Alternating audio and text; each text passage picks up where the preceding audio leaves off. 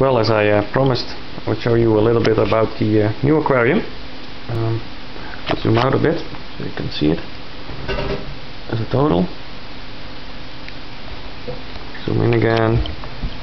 See me, probably see me in the reflection. Well, the fishes are here. Blue ones, a couple of yellows. Try and focus on this one. Small yellow. As you can see, it consists mostly of rock, which are all laid out in that fashion. And they're starting to get covered by algae, which is actually a good thing because the fishes are mostly algae eaters. They like to pick off the algae off the rocks.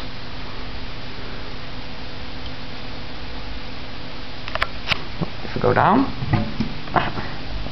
see one filter. That's 600 liters per hour.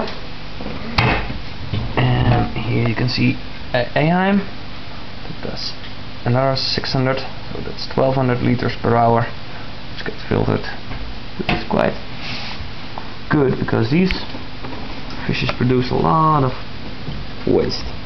In there, in the corner, you can see a little flow pump that just makes the water flow a lot faster. And you can see the intakes, one high, one lower down, and the water gets pumped up there, as you can see.